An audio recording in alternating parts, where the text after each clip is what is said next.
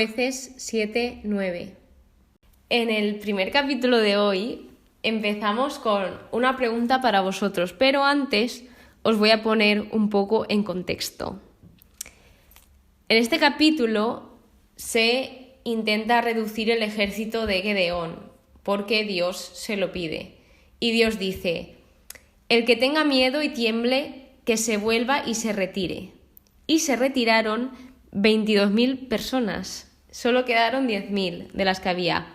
De hecho, esto lo dice en batallas anteriores porque, claro, si alguien tenía miedo, al final eso se contagia, quieras o no. Tienes que estar hiper, ultra, mega seguro para que no se te contagie el miedo. Y aquí se les decía: si vais a tener miedo, no pasa nada, os volvéis y no vais a luchar porque si no, no tiene sentido. Y ahora viene la pregunta del episodio. Aquí ya solo quedan 10.000 y Dios les pide que bajen al agua. Bueno, esto se lo pide a Gedeón para probarlos, porque aún quería quitarse a gente de esa batalla, ya que si al final todos luchaban, es como que se veía que como que había sido el pueblo y no había sido Dios el que había podido contra los que tenían que luchar. Por lo tanto, esto se dividía en dos. Tenían que beber agua. Y yo ahora os pongo en situación. Vosotros se os manda beber agua del río. Entonces, ¿cómo la beberíais? ¿Os arrodilláis y bebéis agua o lameríais el agua de vuestras mismas manos? Ahí os lo dejo. Parad el episodio si os hace falta, pero creo que ya lo sabréis cómo beberíais agua vosotros. Bien, pues los que bebieron de sus manos, que fueron 300, fueron los que Dios eligió para combatir la batalla. Así que si has bebido arrodillado, lo siento, pero no te hubiese escogido, pero si has bebido de tus propias manos, enhorabuena, hubieses ido a luchar. Continuando con... A mí es que me gusta verlo así porque al final también me entretengo. Yo muchas veces cuando estoy leyendo la Biblia, cuando la estoy estudiando, me pongo en situación de que hubiese hecho yo encima. Yo me acuerdo cuando leí esto que dije, ostras, digo, lo voy a pensar antes de seguir leyendo a ver qué me hubiese pasado a mí en este caso. Y, yo creo que así es una buena forma de motivarse para leerla y estudiarla. Luego se habla del sueño de un madianita, que es que Gedeón baja con Furá, que es otro hombre de los que había allí al campamento, para escuchar lo que dicen, porque no se atrevía a bajar solo. Entonces bajó con Furá y en el campamento estaban los madianitas, los amalecitas y la gente del valle, que aquí claramente se veían que eran tan numerosos como langostas y también sus camellos eran innumerables. Y aquí un hombre estaba contándole un sueño que había tenido a otro sobre Gedeón, que les había entregado a ellos mismos Dios en sus manos. Es decir, a Gedeón le había entregado Dios el pueblo de Madián y esa guerra en sus manos. De modo que al oír esto Gedeón, porque previamente Dios le había dicho: baja y ya verás cómo te llenas de fuerzas para poder combatir. Gedeón le hizo caso, bajó con Furá, como bien he dicho, y oyó el sueño. Cobró ánimos, como Dios le dijo. Por lo tanto, este ya estaba completamente seguro de luchar. Y ahora atacan por sorpresa. Sube a donde estaban todos, Gedeón, y bajan a atacar. Lo que me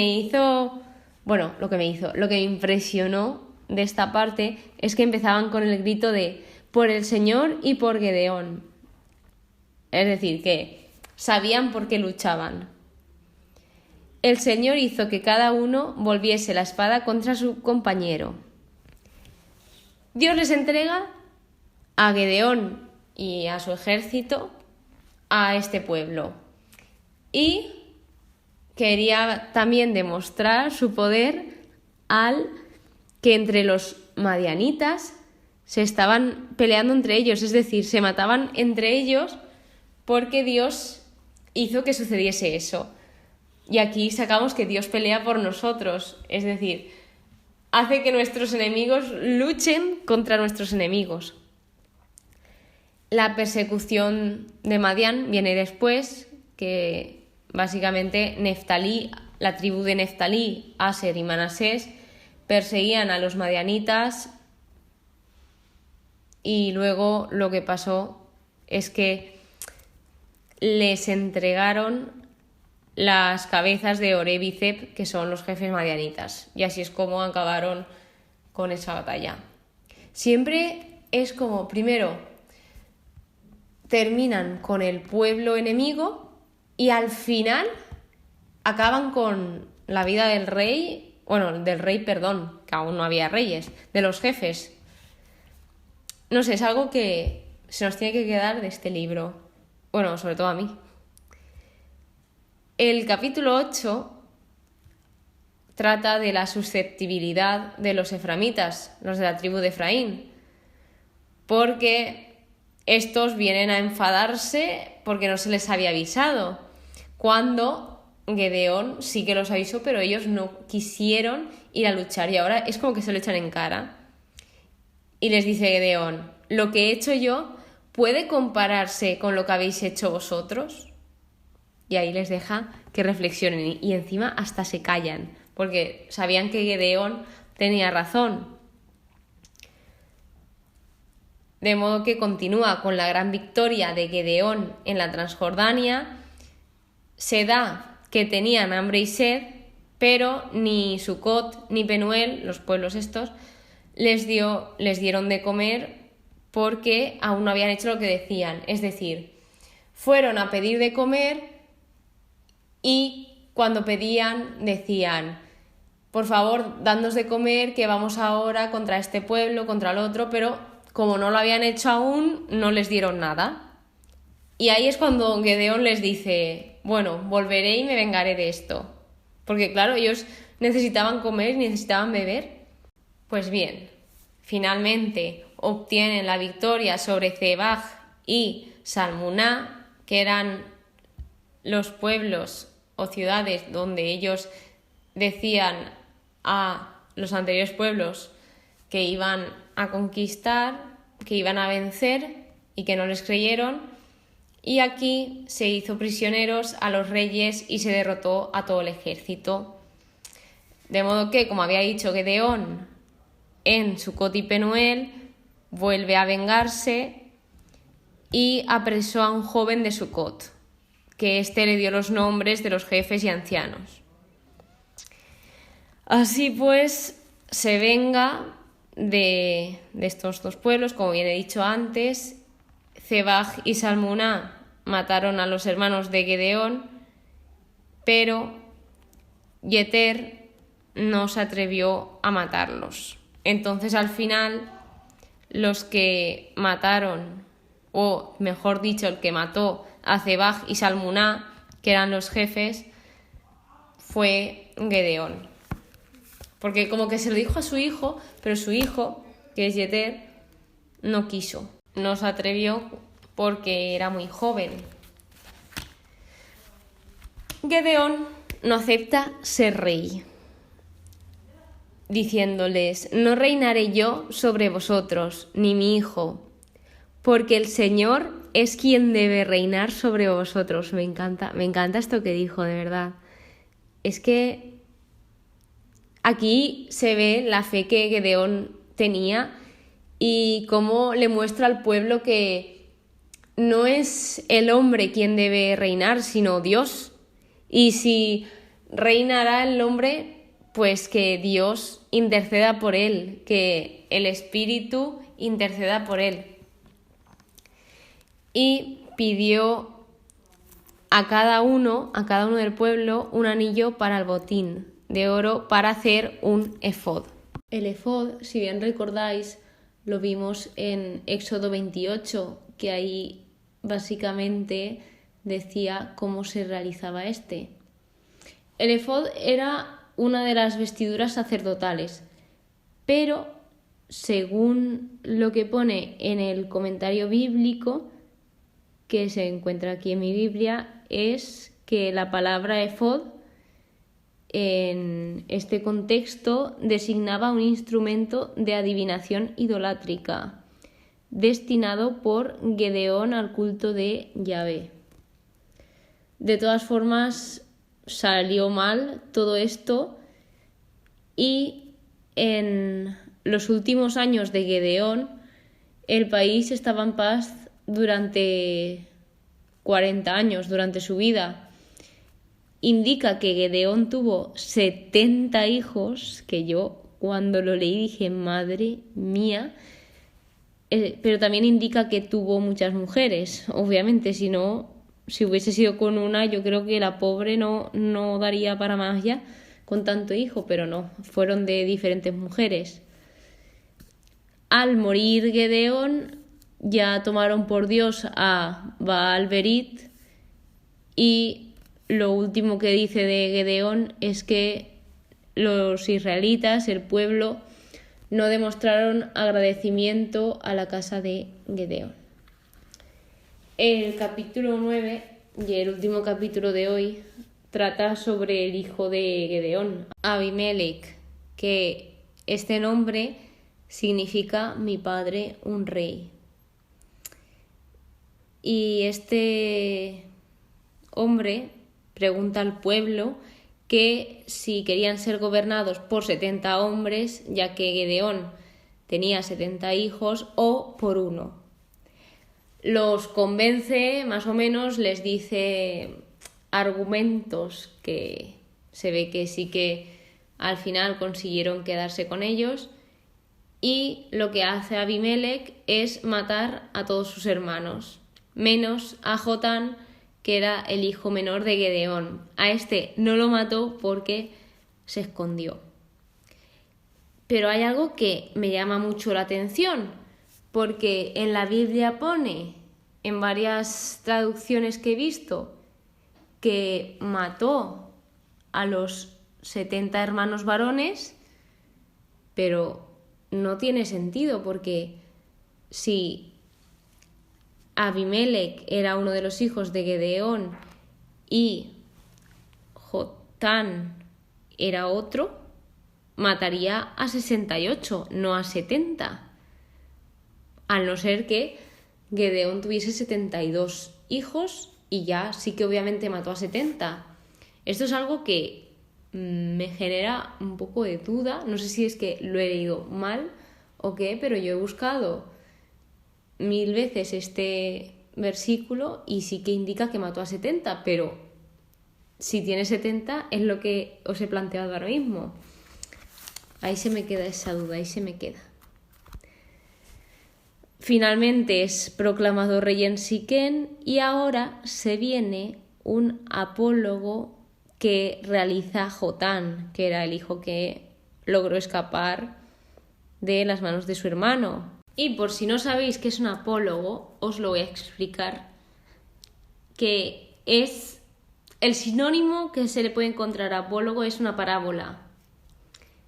Y es un relato o composición literaria en prosa o en verso que proporciona una enseñanza o consejo moral. Tenía un resumen aquí que yo me había organizado para contároslo, pero creo que lo mejor es que os lo lea. Así que así dice: escuchadme, señores de Siquén, y que Dios os escuche. Los árboles se propusieron ungir a uno como su rey. Dijeron al olivo: sé tú nuestro rey. Les respondió el olivo: ¿voy a renunciar a mi aceite, con el que son honrados los dioses y los hombres, para ir a mecerme por encima de los árboles? Los árboles dijeron a la higuera: ven tú, reina sobre nosotros.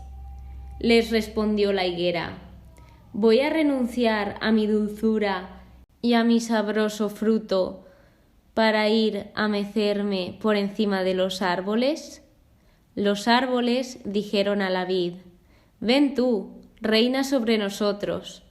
Les respondió la vid: ¿Voy a renunciar a mi mosto que alegra a los dioses y a los hombres para ir a mecerme por encima de los árboles?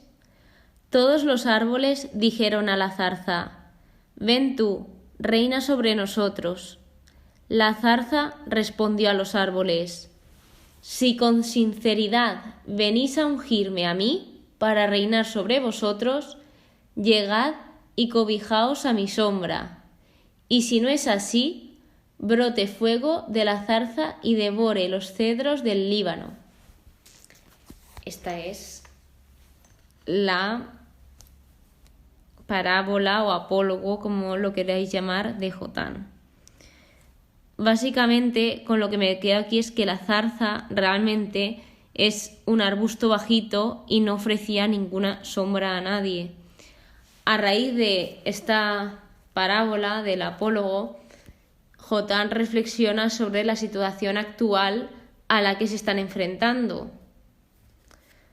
De modo que hay una revuelta de los siquenitas contra Abimelech, donde éste indica que gobernó 3 años, y aquí el Señor manda un espíritu de discordia entre Abimelech y los nobles de Siquén por el crimen que habían cometido de matar a todos sus hermanos.